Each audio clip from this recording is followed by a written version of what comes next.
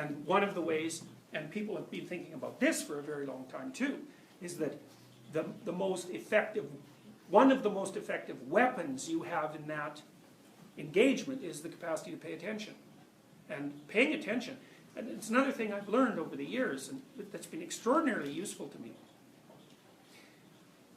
We kind of conflate rational thinking with attention and sort of make attention like the ugly stepsister of rationality in some sense, because we never really consider it as a separate entity, because we are basically rationalists and we believe that we can deal with the world in rational ways. And I don't think that's really true, because I think the world has at its core, it's existentially irrational. There's too much of it that's absurd and arbitrary. But it is perfectly reasonable to draw a clear distinction between paying attention and thinking. And you know, Western culture has elevated thinking in some sense to the position of the highest deity. But I think we've got that wrong. I think attention is much more powerful than thinking. And that thinking should be the handmaid of attention. Because if you pay attention, you can pay attention to the things you don't know. And you can become incredibly powerful if you pay attention to the things you don't know, because you keep learning and learning and learning and learning. And you know, there's a New Testament injunction that goes along the lines of, you know, it's necessary to love your enemy. And I actually think that that's an existential hint. You know, if you listen to people converse, especially if they're ideologically minded, you have a socialist on one side and a conservative on the other. All they do is trade platitudes. There's no discussion. And the goal of the discussion is to humiliate the other person and to prove that your a priori stance is correct and that that person is incapable of conceptualizing the world properly. It's like, one of the most interesting things about running into people who think differently than you, if you pay attention instead of thinking, is they will tell you the weirdest bloody things, you know, the things you never possibly have thought of. And, you know, it doesn't mean that you have to fall over and agree with them immediately, but what the hell difference does it make if they don't think the same way you do? Maybe out of 10 statements, they'll offer you one that you wouldn't have conceptualized. And that's the difference between paying attention and thinking. And, like, people love to be paid attention to. You know, it's a currency. It's human currency is attention. And attention is an unbelievably powerful tool. You know, one of the things we'll find out is that the ancient Egyptians actually conceptualized attention as a god. And the god they conceptualized attention as was Horus. And you all know of Horus because you've all seen representations of Horus. The famous Egyptian eye, the single eye, that's a representation of Horus. And the Egyptians figured out, like the Mesopotamians had before them, that the highest human deity, which is like the most powerful set of human attributes, is to be associated with, one, with language use. The Mesopotamians really nailed that, but even more importantly, with the capacity to pay attention and watch. And it's sort of suspension of judgment. It's like, you don't have to be right or wrong in the situation. All you have to do is pay attention and listen and watch.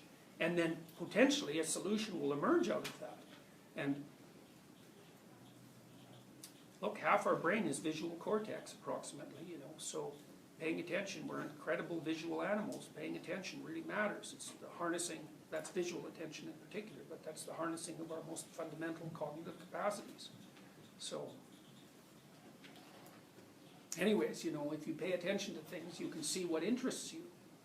And that's also an empirical search in some sense, which is quite interesting. This is part of why I got interested in psychodynamic ideas. It's like, there are things that rule the way that you govern yourself that you have no control over. You can only discover them. And one of them is what interests you. It's like, so you can't really force it. If you're not interested in something, it's like, well, good luck trying to make yourself interested. Sometimes you can do it to some degree, but more particularly what seems to happen is that your interest highlights things for you. And then you follow that around like you're following a search beam or something like that. And to me, that indicates the action of very, very deep underlying psychobiological systems that in some sense are directing your consciousness.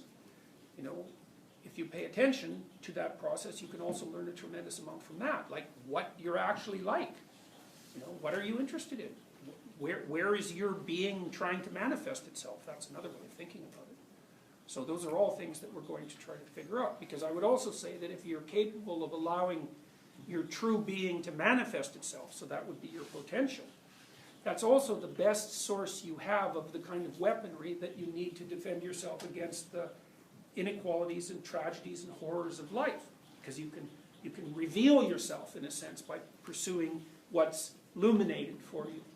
And I can't tell you whether or not that's true, but it's a powerful idea, and it's a very old idea, and I think there's plenty of evidence that at least it is a, what do you say?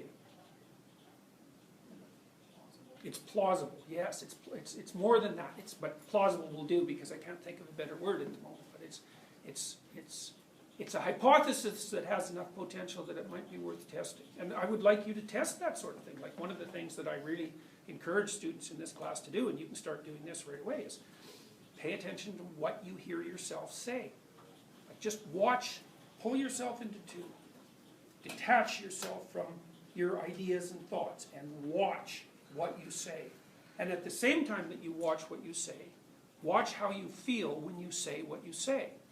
And what I'd like you to try to detect is, you'll notice, if you start noticing, that some of the things that you say make you feel strong and together and united, and other things that you say make you feel disunited and weak.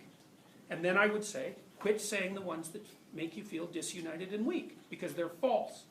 And what you're picking up by the loss of strength associated with that utterance is the fact that there's something rotten in the state of Denmark with regards to that use of language. It's manipulative, you're trying to appear smarter than you are, you're trying to prove a point, you're trying to avoid something, like there's some game you're playing that's other than merely stating what you see to be true at that moment. And like, that's a different way to live, you know, because you can calculate and you can plan, and planning is useful, I have nothing against that, but you can manipulate reality so that it manifests what you want. Or you can decide that what you're going to do is pay attention and to call things as you see them, and to see what happens if you do that. And like, that's a real risk, right? Because you don't know where that's going to take you. So that's an act of faith in the Kierkegaardian sense. It's like, if you have faith in the truth, what that means is that you will say the truth. And that's a hard thing to do. You know, it doesn't mean that you can say whatever you want, whenever you want, regardless of the effect on other people. Or that you can use the truth as a baseball bat, which you can certainly do. It's a sophisticated, it requires a tremendous amount of sophisticated, it requires a tremendous amount of sophistication. But, you know, one thing you might think about is, well, if you are attempting to make yourself a mouthpiece of the truth, you have reality on your side. And then you might say, well, could you possibly have anything more powerful on your side than reality? And so it might not be a reality you want, or the thing that you would wish for, but you might think, well, you know, if you called things as you saw them, and you were very careful about that, maybe that would lead you through life properly. It's a very different way of thinking, and it is tied with this idea that there's something fundamental about the truth. So I would say, to start this, if you want, just pay attention to what you say. You know, and like, you're detached from it. So don't identify too much with what you're saying, because that's another thing that people do. They identify with what they think. It's like, what makes you think that you're thinking?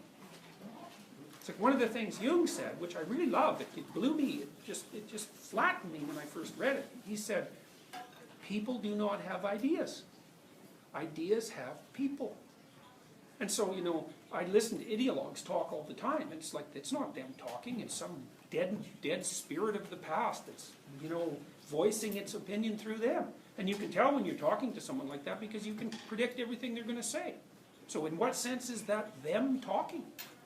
It isn't them talking at all. It's some collective, it's a collective voice that has appropriated them and convinced them that it's actually part of them. It's like, no, that's a devil.